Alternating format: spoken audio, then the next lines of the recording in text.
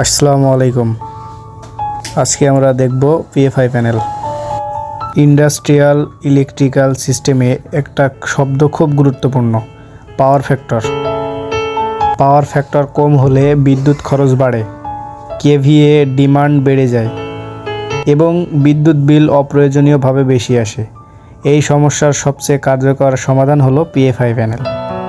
PFI এর পূর্ণ নাম হলো power factor improvement panel.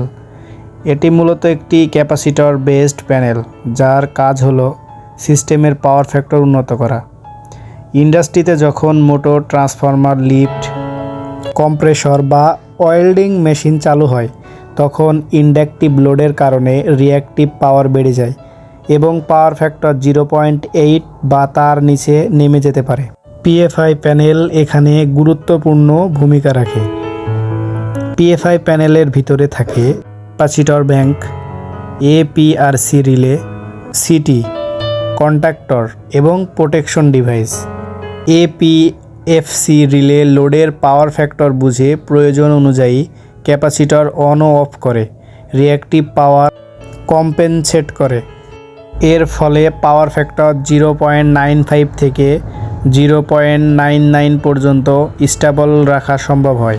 PFI প্যানেলের ব্যবহারের উপকারিতা হলো বিদ্যুৎ বিল কমে, কেভিএ ডিমান্ড কম হয়, ভোল্টেজ ড্রপ ও লস কমে, ট্রান্সফরমারের লাইফ বেড়ে যায়, সিস্টেম হয় আরও এফিসিয়েন্ট। আরও এমন টেকনিক্যাল ইলেকট্রিক্যাল ভিডিও পেতে পেজটিকে ফলো করুন।